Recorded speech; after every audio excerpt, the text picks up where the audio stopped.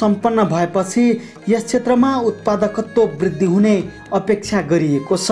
पाममा 15% आय वृद्धि गर्ने, उत्पादन वृद्धि गर्ने भनिएको भए तापनि त्यो योजना सम्पन्न भएको अवस्थामा हामीले अहिलेसम्म लिएका योजनाहरूको 100% नै हामीले चाहिँ उत्पादनमा वृद्धि हुने र 20% सम्म त्यहाँका किसानहरूको चाहिँ आर्थिक डाइरेक्टली इकोनोमिक एक्टिभिटी नै वृद्धि हुने चाहिँ हामीले चाहिँ महसुस गरेका छौँ। कैलाली जिल्लामा सामुदायिक सिंचाइ आयोजनाले गरेको कामको समीक्षापछि मिसन टोली कञ्चनपुर पुग्यो। टोलीले जिल्ला विकास समितिमा आयोजनाका प्राविधिक र सरकारवालाहरूसँग छलफल गरी आयोजनाको अहिलेसम्मको अवस्थाका बारेमा जानकारी लियो। टोलीलाई जिल्लाका प्राविधिकहरूले आयोजनाका बारेमा जानकारी गराएका थिए। त्यसपछि टोलीले झाउले सिंचाइ उपायोजनाको स्थलगत निरीक्षण गरी जल उपभोक्ता समितिसँग छलफल गर्यो। सामुदायिक सिंचाइ आयोजना र मिसनका बारेमा आयोजनाका संयोजक प्रकाश थापाले स्थानीयलाई जानकारी गराउनु भयो। पछाडि परेका समुदायहरू, अलिकति आर्थिक अलिक विपन्न भएका समुदायहरू जसलाई चाहिँ सिँचाइ हामीले उपलब्ध गर्न सक्यो भने उहाँको आय आर्जन हुने, उहाँहरूको चाहिँ आर्थिक स्थितिले सुदृढीकरण हुने, त्यसरी चाहिँ यो आयोजनाको लक्ष्य उद्देश्य चाहिँ त्यसरी हो। र त्यसरी हामीले चाहिँ उहाँलाई केही सपोर्ट आयोजनाको तर्फबाट गर्न सकिन्छ भनेर चाहिँ यो हाम्रो एडिबी हैन एसियाली विकास ब्याङ्क र नेपाल सरकारको बिचमा त्यो समझौता भएको र त्यसमा चाहिँ केही कुराहरू चाहिँ समुदायले गर्ने, केही कुरा आयोजनाले गर्ने भनेर चाहिँ गरेको छ। त्यसमा पानीका स्रोतको अवस्था, स्थानीयका समस्याका बारेमा मिसन टोलीका सदस्यहरूलाई उपभोक्ता समितिका सदस्यहरूले जानकारी गराएका थिए। त्यस अवसरमा स्थानीयले सिंचाइको सुविधा पुगेपछि गरिब तथा विपन्न जनताको जीवनस्तरमा समेत उल्लेख्य सुधार आउने आशा गरेका थिए।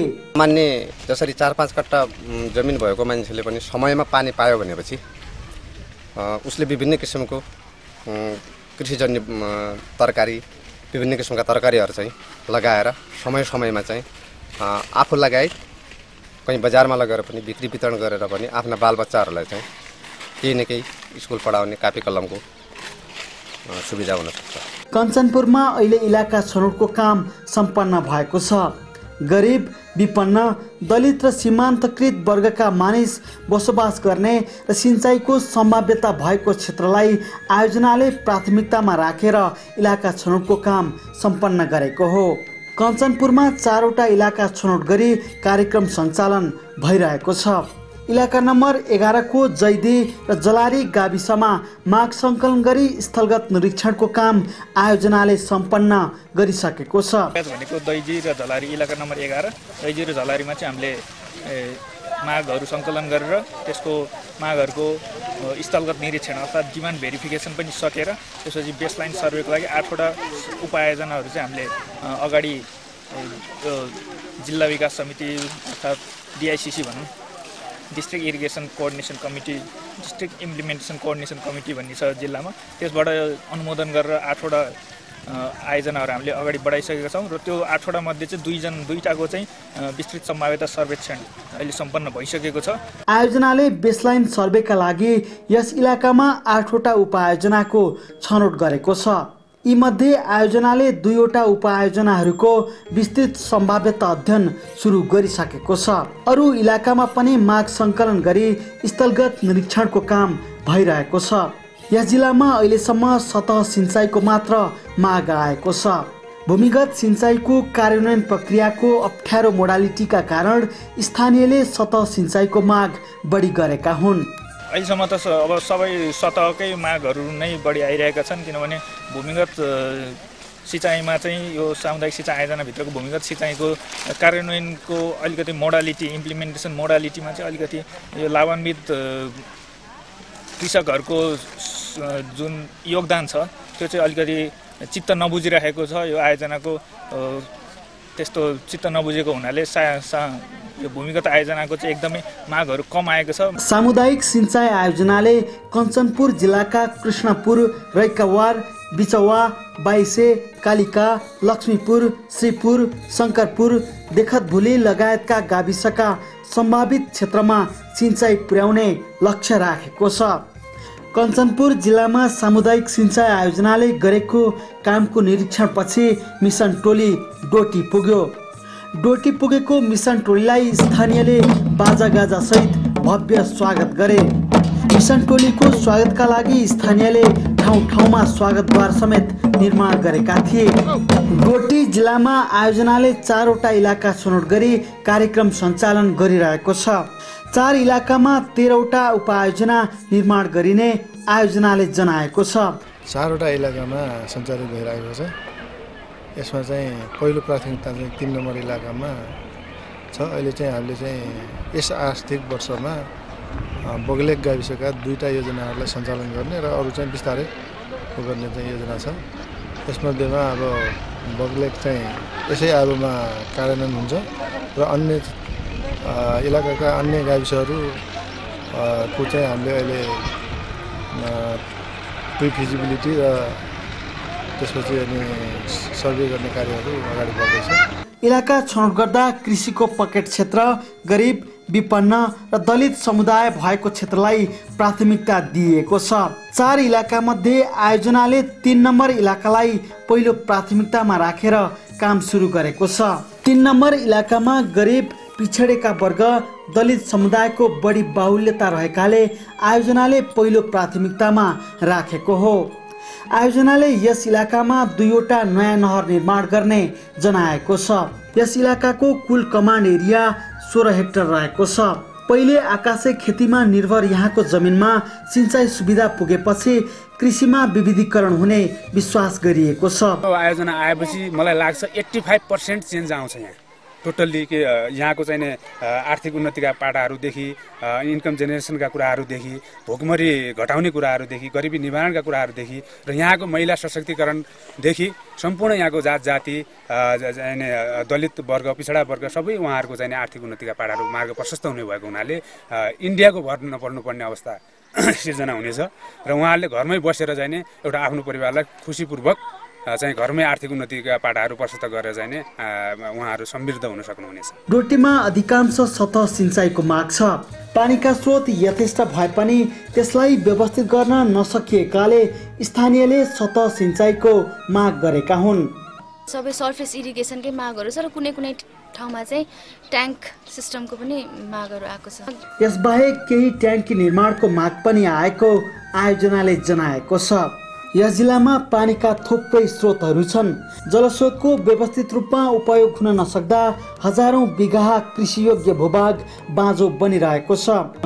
डोटी जिल्लाको समग्र सिँचाइको अवस्था हेर्दा यहाँ ठुला ठुला फाँटहरूभन्दा सानो सानो खेतबारीहरू भएको ठाउँ भएको कारणले गर्दा ती सानो सानो ठाउँहरूमा सिँचाइ सुविधाहरू पुर्याउनलाई अलि अप्ठ्यारै स्थिति भएको हुनाले यो आकाशी खेतीमै धेरै भर पर्नुपर्ने अवस्था छ। वर्षमा 2-3 बाली हुने जमिनमा पनि सिंचाइ सुविधा नहुँदा 1 बाली मात्र खेती गर्नुपर्ने बाध्यता छ। त्यसैले उपलब्ध जलस्रोतको अधिकतम प्रयोग गरी बढीभन्दा बढी भूमिमा सिंचाइ सुविधा पुर्याइदिन स्थानीयले समीक्षा टोलीसँग माग गरेका छन्। यो कुलो बनाइसक्यो भनेपछि हामीले अहिले एक सिँचाइ हुने ठाउँमा 2वटा सिँचाइ हुन्छ भन्ने एउटा आशा लाग्यो।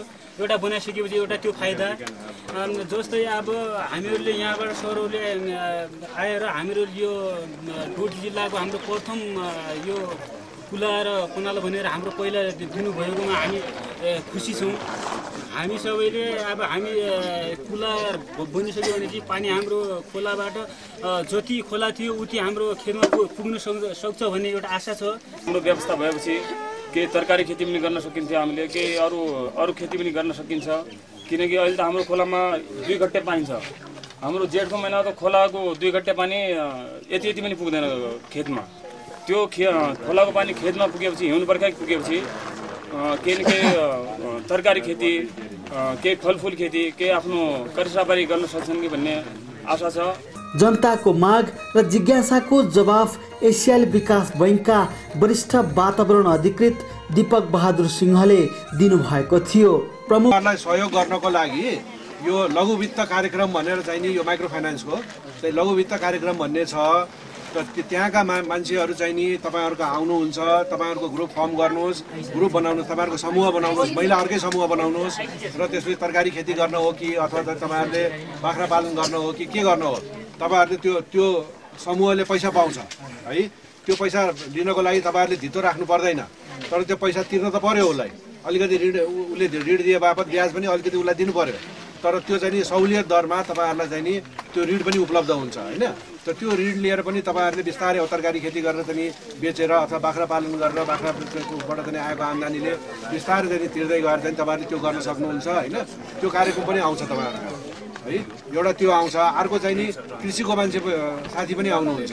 अनि कृषिको साथी आएर तपाईँहरूको यहाँको माटो कस्तो छ, तपाईँहरूले चाहिँ मल कति राख्नुपर्छ, कस्ता किसिमका चाहिँ खेती गर्दाखेरि तपाईँहरूलाई बढी लाभ हुन्छ, कस्तो किसिमको चाहिँ नि धान अथवा चाहिँ गहुँका चाहिँ यो बोट बिरुवाहरू लगाउँदाखेरि तपाईँहरूको बढी उब्जनी हुन्छ भन्ने पनि तपाईँहरूलाई त्यो पनि तालिम चाहिँ तपाईँहरूलाई दिनुहुन्छ। यो सबैको तपाईँहरूले फाइदा राम्रोसँग उठाउनु होला।